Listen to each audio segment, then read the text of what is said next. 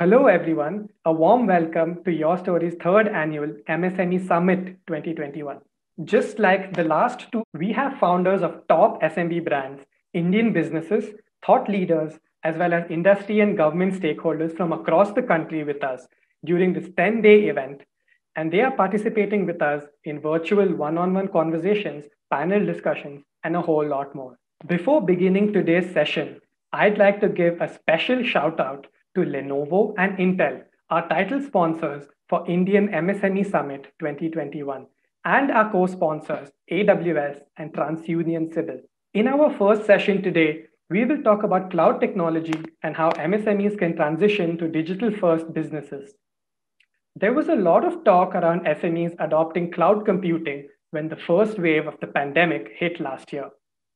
But even many digitally enabled businesses are still facing issues with supply chain disruptions, which are in turn impacting their businesses directly. To help us understand the long term benefits of adopting cloud based solutions, especially when the country is in such a crisis, we have with us two leaders who have worked extensively with SMBs and helped them to take their business processes to the cloud. First, we have Logesh Velusamy, who's the founder and CEO of Effitrack Solutions. We also have Sriram Subramanian, who is the founder and CEO of ShopinPal. Welcome to both of you. Thank you. Thank you, Rishi. To start off with, I just wanted to give all of our viewers a sense of what your companies are all about. Logesh, we'll start with you. Your company is a SaaS solutions company, and you guys have built an end-to-end business process management solution. So you guys also compete with the likes of Tally, QuickBooks, Zoho, in the industry of digital adoption for MSMEs. Can you quickly describe your business and products a little more? Effitrack is an end-to-end SaaS solution, just engineered for SMS, which covers all the elements of the business processes, right from books, CRM, ERP, and analytics. But the key difference between Effitrack and other tools is like it's a no-code platform where SMS can customize tool on their own, and we have industry-specific templates which helps them to use it right away. So there is no quicker implementation, and we understand the needs, and the templates are structured with respect to the needs. So a typical go-to implementation timeframe for a customer is less than 3 days for a company of size 50 crore plus. With around COVID, we have tools for them to migrate from their existing tools like Tally into Effitrack on the fly on a button click. So we support both data migration as well, so which helps them to take the legacy data and use analytical tools to understand the data and act on it. With COVID around, it's critical for businesses to understand where are they, how are they performing, and act on that data rather than act on a gut feel. So previous data plays a major role. So we understand that and we support that as well. Thanks, Logesh, for that. Sriram, I want to quickly come to you. With ShopinPal, you guys have built an SMB-focused single-point integration and an API management solution for cloud platforms and apps. Right. So you guys offer and allow your customers to automate operational data flows and also instantly connect apps. So tell us a little bit more about this. Help us unpack what all of this means. You accurately captured the summary about us being an any-to-any integration platform designed specifically for SMEs, and we operate in the food, retail, and payment sectors. Now, in terms of what it means when we talk about operational data flows, there is the inside of the business, which could be a point of sale system, an accounting, sometimes e-com or ERP, payroll, right? So different applications that the business uses for their core functions. And then if you take something like a restaurant, you also have external applications. They could be running on Swiggy, some other e-commerce application to create their own white label app, and many other external apps that bring them the business. And today, of course, everybody's familiar, I think, with the rise of ghost and dark kitchens, where restaurants are able to have an external kitchen prepare their food. So that also comes into play as an important system. So when you think about data now that the business has to orchestrate, it has to go amongst all these internal systems. And then there has to be a nice ballet between the outside in and inside out as well to the food apps and the delivery kitchens, etc. example. So that is what we manage end-to-end across the board for the entire scope of these workflows for a business. Thanks, Sriram, for that. I wanted to ask both of you, as people who worked extensively with SMBs, especially in the past 1 year. So, in terms of cloud solutions itself, what were the lessons that were learned from the first wave that are being implemented now? So, Logesh, maybe we can begin with you and then Sriram can pitch in. Sure. See, SMEs are always reluctant towards cloud solutions, tech solutions. But with wave one, people were thinking that this is not a new normal, and only few of them had migrated towards new tech solutions like e-com solutions, marketplace, and they have realized the importance of technology and they moved on. But there are a lot of people who still continued with the legacy solutions. So with wave two coming, hitting them hard, they have realized that cloud adaptation is not an option; it's a must. So it's a new normal, and people are moving from digitizing solution to running the business digitally. Say now with wave two, like even manufacturers had to work from home and should avoid office. So it's forcing them to implement new age solutions through which they can run their business. It could be a financial planning, it could be a procurement planning, it could be a procurement. And again, the data plays a major role here. So in the way one, multiple people had issues with inventory, like they couldn't install inventory properly. They had to pay more because of inflation on the raw material side.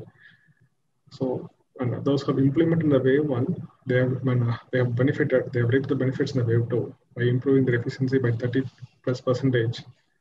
And they were able, when a couple of companies, those who have adopted e-com kind of solutions, have made a break even, and they had a huge customer acquisition. That with wave two, when in its peak, these e-com solutions are doing tremendously good job, and which is forcing it to move on to a cloud solution. That's where we are now. And Sriram, your thoughts on some of the lessons from the first wave that are being implemented? Yeah, see, overall, I feel that the pandemic has forced technology adoption to occur maybe a decade ahead of its time, what would otherwise have happened in its normal course. And this is probably one of the few positive outcomes of the difficult situation for the country and all over the world. Right. So, as Lokesh was pointing out, right, SMBs largely didn't have an online presence, and they've always been resistant, and that will continue for a while in the industry. But I can just give you a couple of quick examples of what happened. Like in the first wave, many of our customers had to lay off their staff. In some cases, these were operational staff like store managers, accountants, and people like that.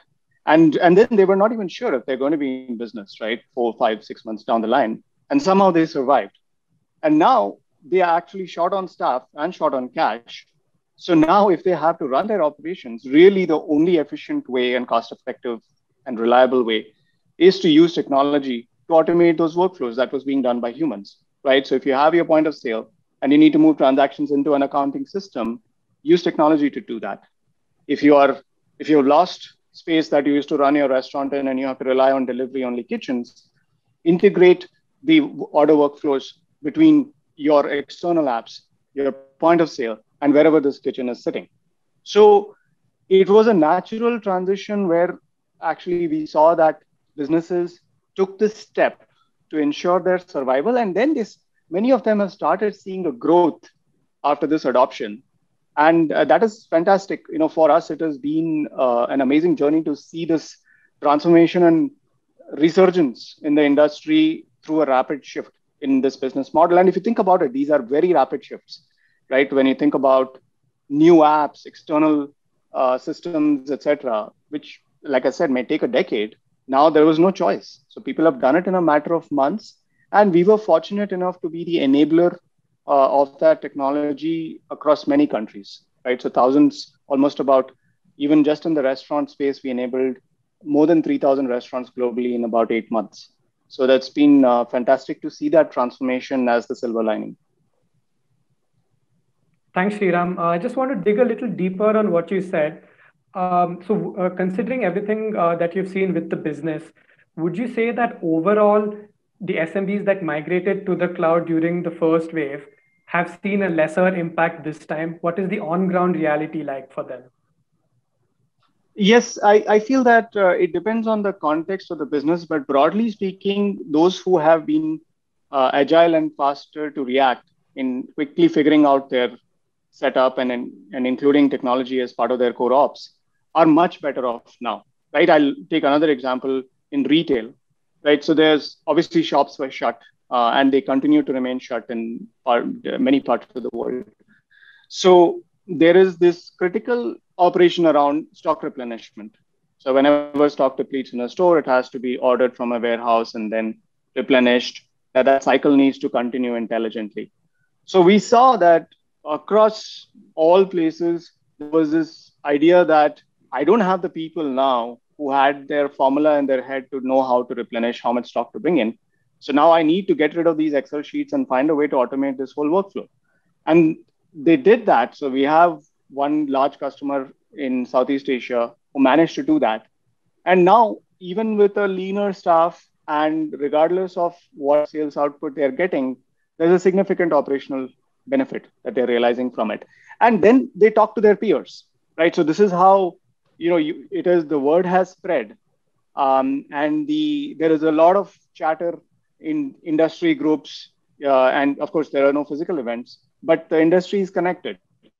So in, let's say, retail, food, payments, in all these places, all these businesses that have now made the leap and started benefiting have started talking about it. And in turn, folks like us have jumped in and said, okay, let's enable this transformation for you. So that is why this sudden surge that has happened in this transformation. And I think it will continue now, even for the foreseeable future, for the next couple of years. You're going to see an exponential ramp in this adoption in the SMB side, which is not going necessarily true for enterprise as much, at least in our space, because SMBs is the massive latent untapped segment. So we feel that this is going to be that once in several decade event, which is going to cause that massive shift in a short span of time. Yeah, agree with you definitely, Sriram. And just like you, we have Lokesh as well, who is in touch with hundreds of MSMEs on a daily basis. So Lokesh, what are your thoughts? Do you think the impact has been reduced for your customers who have managed to migrate to these cloud solutions? Yes, Rishabh, I would agree with the point of view of Sriram and his data points. See, a couple of our customers who have digitized themselves had a very thin impact, I would say. So except for the critical lockdown period, otherwise they had a very thin impact and they were able to scale up pretty fast. And seeing this benefits, all pretty much say now, post-COVID, we used to go educate them on how technology can help them, how technology can help them grow. Now we are behind this schedule, like we need to push them when they're accelerating the cloud implementations. They wanted to go live in a week, 2 week, 3 week, because they cannot miss the bus, right? So now COVID has become an opportunity, and it's an opportunity only when you have a technology. So technology is becoming a catalyst, and people have realized it. So there is no necessity of educating them. So COVID has given that education to them in a larger part. So now we're helping them to implement the cloud adaptation now, right? So on a nutshell, like those who have implemented in the wave one, they're reaping the benefits now. Those who have missed that, they are preparing themselves and they realize that this will be there for a while. So it's a new normal. So they have realized that, and when the cloud adaptation in the SME space is growing like anything. Like now, pretty much every shop owner is on digital platform, on my payment platform. Pretty much everyone, right? Similarly, everyone is pushing themselves either to having their own e-com or planning to push themselves via Amazon. And having limitations on the workforce, they have to automate the flows. And see, in our case, like we have startups built on top of us. We have customers who are directly dealing with a couple of marketplaces. So they will leverage using our APIs to automate that. So automations and digital platforms are the way forward. And people have realized that is what I see. And so now they are driving this transformation. See, the change management is one of the key pain points when it comes to digital adaptation with respect to SMBs. there will be a lot of reluctance in learning new tools. They don't have the they generally don't migrate to the new tech solutions because of the learning curve requirement. But now, when their first focus is on to survival, they need to be on the business with limited resources, with limited money, with limited opportunities. It became mandatory, and people have realized it.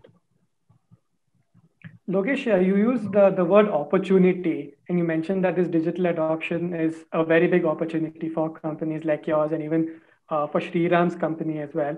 Shriram, I'm coming to you now. In terms of the opportunity itself, can you quickly share how you guys as a business, kind of capitalize on this opportunity? What were some of the newer initiatives that you took up in the past 1 year to build on this?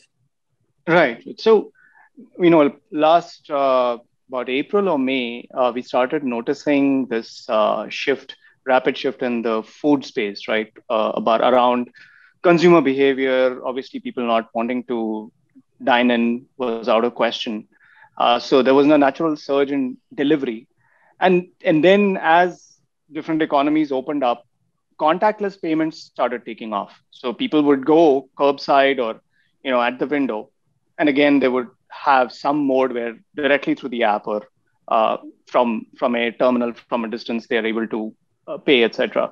So as we started seeing that shift, we noticed that this was again accelerating in a way that we have never seen collectively in the team in anything. So we said, okay, let's build an offering where we're able to connect the entire key components of the food ecosystem.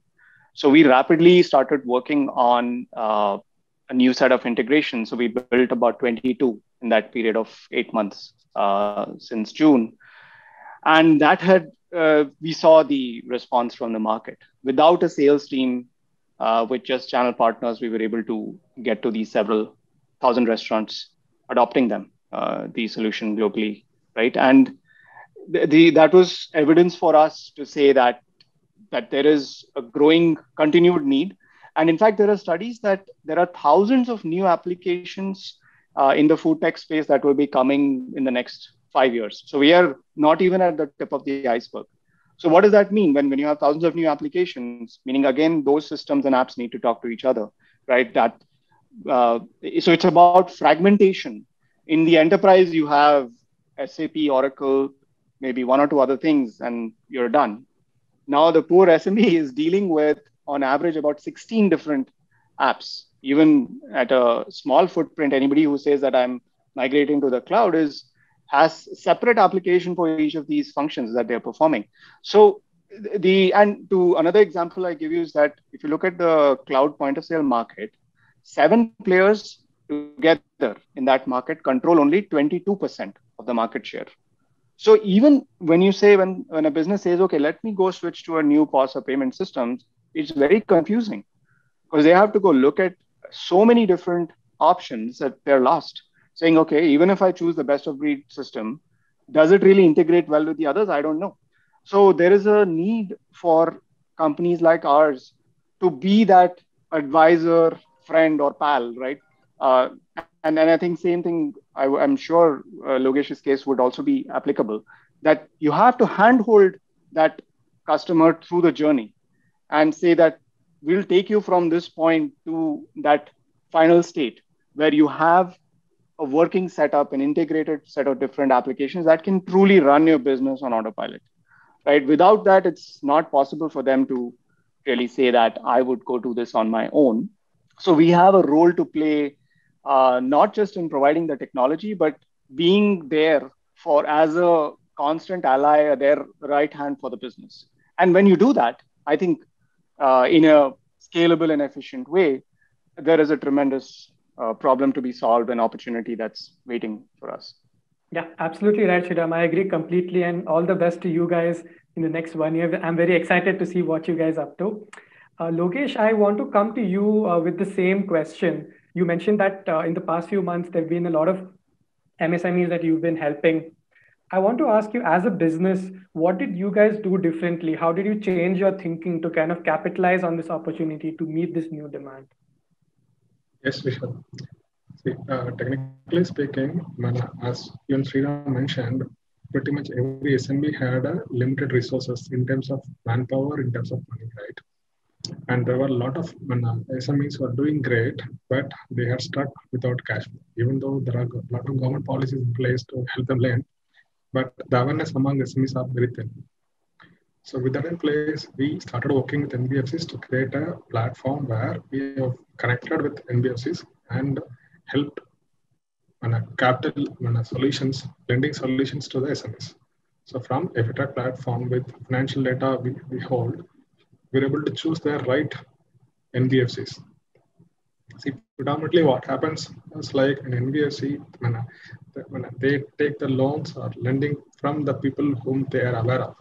And predominantly they end up taking a higher interest rate. So it will even impact the business. So what Efitrack has done is like Efitrack has given a technology solution to address that issue where they have access to the lending. And second, if the customer is doing a great job, and that's exactly what the banks are looking for when they are planning to lend. They are planning when they need to find an appropriate customer who is doing good in the market and who needs money. So we are bridging the gap. So that's an add-on solution we brought in. And as Sriram mentioned, we enabled APIs, we enabled the connectors. So we have connectors now even for our competitions. So we don't see them as a competitions, we see them as an opportunity. Why should a customer move on from a competition solution to Efitrack just because there are a couple of miles missing in the competition solution? It may not be. So we see that as an opportunity. We don't see that as an. So we allow people to stick on to their existing solutions, and Efitrack can co-live with all the existing solutions. So we are integrating with pretty much everyone.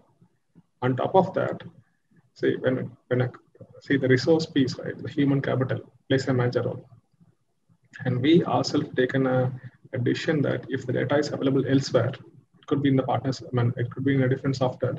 So we have taken steps to capture the data from those softwares rather than asking the customer to rekey in that.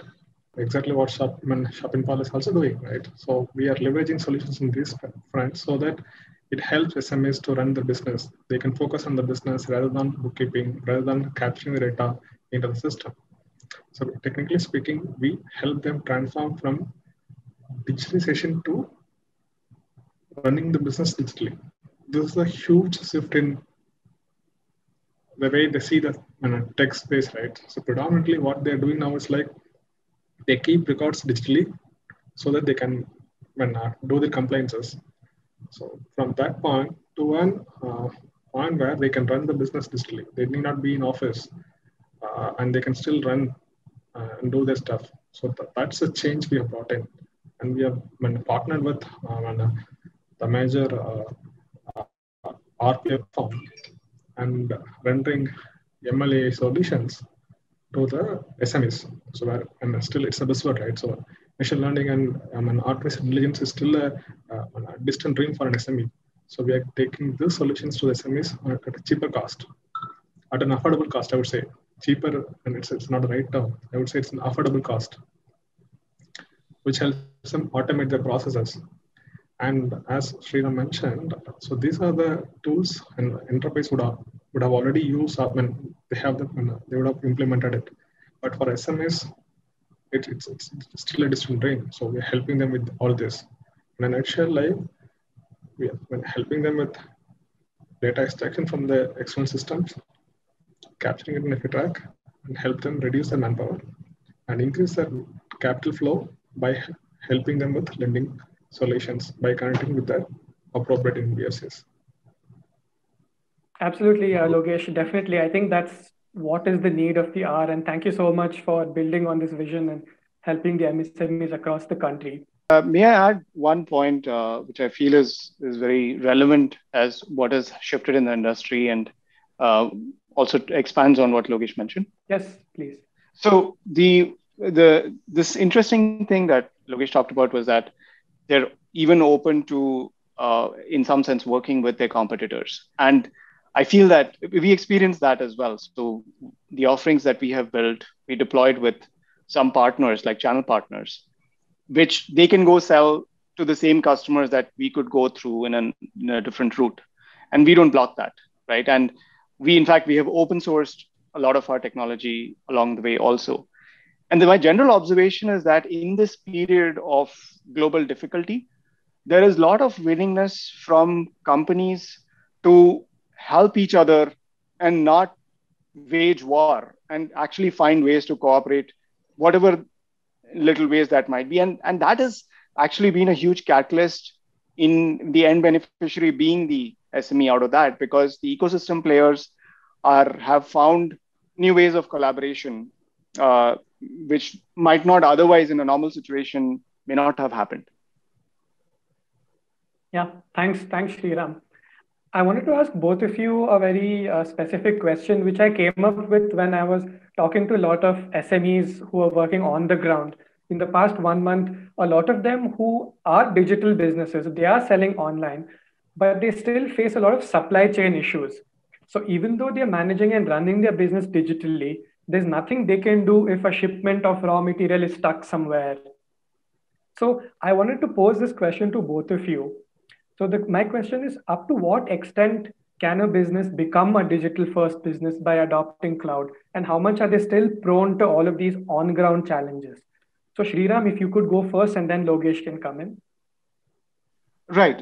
And see, there is at some point, you are limited to what constraints there are on the ground.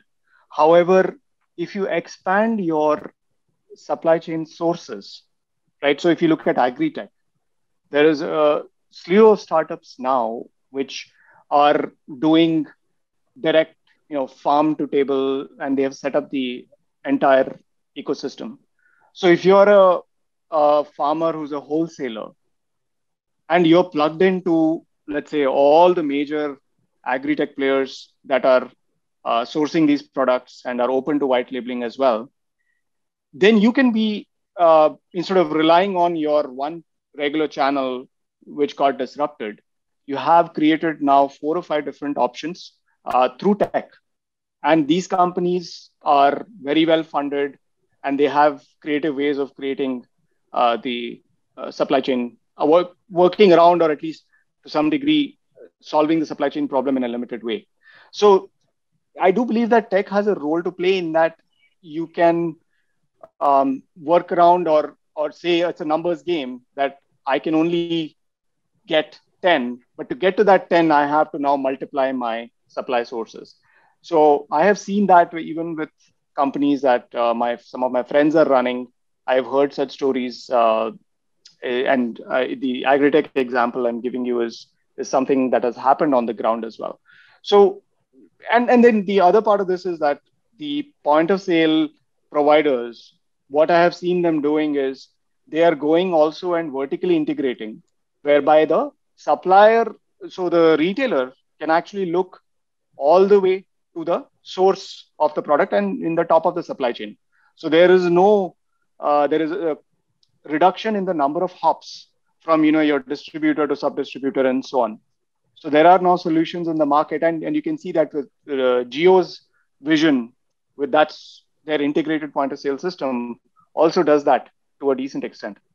So those are all things that technology is on one hand is solving, but then yes, the onus is on the SME to be able to expand their options by going out and seeking all these things that would mitigate the problem, if not fully solve it. Thanks, Sriram. Lokesh, I remember last year when I was talking to you, you were telling me about some of your SME customers, and these customers were using your cloud solutions, but they were still having a lot of problems in terms of making sales and getting revenue. Some of them even pivoted so that they could persist and came up with new business models. But to what extent can these businesses really go digital first? And again, the same question to you, Logesh. They face a lot of on-ground challenges. So up to what extent can they truly be digital? Rishabh, to make it simple, right? We are still living in a physical world, so where you need to move things physically. You cannot do it virtually, right? So what technologies can help them is to reduce the touch points. So that makes a lot of difference. Say, for instance, when you order a grocery, right, someone has to deliver it at your doorstep, but we are reducing the touch points. So now, rather than having 10,000 people when walking into a supermarket, Amazon is solving the problem by using technology space. So that's what technology adaptation doesn't mean that we are removing the human intervention. Still, we need people on ground, but we are reducing the people. So the human intervention is reduced. Number of touch points are reduced, which is the need of the hour, right? With pandemic in place, we cannot gather, we cannot work together. Or with all that in place, technology helps you to achieve that to an extent by minimizing the such requirements. So that is one key area, right? But whatsoever, raw material has to reach your place. So for that, you need a manpower, you need an intervention. So we cannot avoid that. But digitalization helps them to run the business from anywhere without having the requirement of being in the business workplace. So that's the key. And again, so technologies helps people to reduce their cost and increases the return on investment by automating things. So one of the key thing what technology helps them is with the data points, where to sell, where not to sell, where to invest, where not to invest. Not every idea is an opportunity, right? So an SME today, they predominantly they go with their gut feel. They don't go, they're not driven by the data, right? So 70% of the people who have used tech solutions, they never use the data points in the SME world. So what this drive is helping them is with help them understand where are they, what are they, and how to move the business. Right. So this is the key thing. The second thing is like it also helps you plan. Say that's definitely a problem with the supply chain. So, but you know the lead time. Now this tech solutions help them understand what's the lead time I have and how much of such raw materials I would require for the next 60 days, 70 days. And it helps them plan it in an appropriate manner to impact the risk on the business. Right? So these are the ways in which we have helped our customers. See, a couple of customers have scaled up. So there's a textile company who got scaled from like 30 crore business to 100 crore business in the last 2 years now.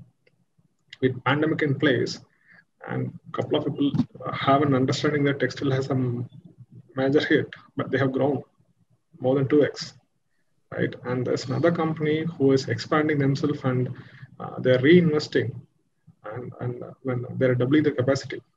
And there is another the one classic example is like we had a industrial kitchen customer who used to make food for 15,000 people a day, meal a day. They have increased the capacity. They have reduced their operational expenditures through the technology piece. So these are the key things, right? So, and they have also pivoted. They have pivoted and exploring on channels like Swiggy, Zomato to solve the problems of the food and all this stuff. So the technology helps them reduce the operational cost, improve their efficiency, and definitely it cannot eliminate the human intervention. It can reduce the human intervention and reduce the touch points.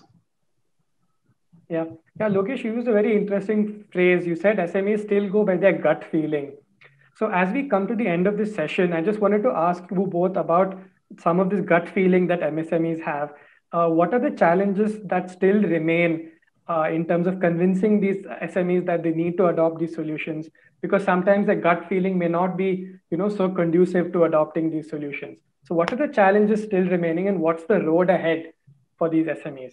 Sriram, if we can go with you first. Yeah, I feel that overall the main share of challenges that we used to typically see, that has gone away to a large degree because of the forcing hand of what the situation from the pandemic, right? So nobody has to now convince a restaurant to say that, look, you're going to have to work with online food aggregators, you're going to have a digital presence and have these external kitchens, right? All of that is now a given. I think most customers you talk to, you don't have to go sell them on the concept itself, right? Then it just comes down to whether they are ready from a operational and overall business standpoint to take the plunge now, or it's just a matter of time. They may do it later. So I think it's the situation that has happened has really done the work in terms of saying that the operational transition and digitization is a must. It is not an option anymore. And if a business, only those businesses can survive, right? So Darwin's law applies here, that those who adapt to the new norm, make the necessary changes within a span of time. This window is not too long, right? While cash lasts for a business in the absence of loans and protective provisions. So if you look at US, Europe, etc., there is so much being given to SMEs in terms of being grants and loans. But in India, unfortunately, it is not happening to that level. So all these businesses have a very window to make this switch. And I feel that because of that forcing function, that sales process, traditional process of just sitting there and trying to convince someone has literally gone out of the window. So it's a new playbook. So you have to go find, there is a ready set of thousands of businesses who are problem and willing to make the switch. And then the rest will follow quickly, right? So that's the usual adoption cycle that happens. It will now be in a compressed time frame. So thankfully, I feel that what you would typically grapple with in a traditional sales model and getting people on board and long trial periods, etc., has actually almost completely compressed into a much shorter time frame. Lokesh, do you agree with that? What's the road ahead in terms of your perspective, your business, your plans? I would definitely agree with Sriram, Rishabh. So digital adaptation is not an option anymore. It's a must for an SME. Those who miss that will definitely will have a deep trouble in running the business, being in the market. Second thing is like, say, when it comes to the impact and the road ahead for us, we see a lot of opportunities because of two primary reasons. One good thing about FATrack is like we understood the market, we understood the needs, and we have brought in features, functionalities, plugins appropriately. For instance, we had a customer who used to have a 250 crore turnover. They were able to, they had a reluctance in implementing the entire suite. They got ahead with two critical modules. In the span of 3 weeks, they wanted to implement the entire suite. So that real quick, right? So the customers are happy to move on to the entire solution suite if it works for them. So we are giving them an opportunity to work with the critical suites, not with an entire suite. So these kind of flexibilities we are bringing in on board. And on a typical competitor takes 8 months for an implementation for a mid-size SME businesses. FATrack implements in 4 weeks. Time plays a critical role here. People have missed to implement the wave one. They wanted to do it now and ASAP. So companies with 100, 200 crores, migrating a solution is not an easy task, but people are open to do it, but they want to do it ASAP, right? So that is a key here. So since we understood the market and we have engineered the solution accordingly, we were reaping the benefits now. Third thing is like not just us, right? So everyone is open for collaboration. So it's a new normal now. So it is not that it's a small company, big company, and enterprise. So every company needs a collaboration. They need to go extra mile and integrate with all possible solutions and to reduce their friction, to help them accelerate the implementation process. So that's what we are seeing. With respect to that, we ourselves have integrated with payment gateways, banks to automate all this. Thank you, Lokesh. And thanks to you, Sriram, as well for joining us, and to both of you for helping to share your vision for how MSMEs can leverage cloud technology to become digital-first businesses. Thanks to both of you once again. Enjoyed the session. Thanks a lot, Rishabh. Before signing off, here's a special shout out to Lenovo and Intel, our title sponsors for Indian MSME Summit 2021, and our co-sponsors AWS and TransUnion Civil. Their coming on board has helped us pull this event off with great success. Thank you.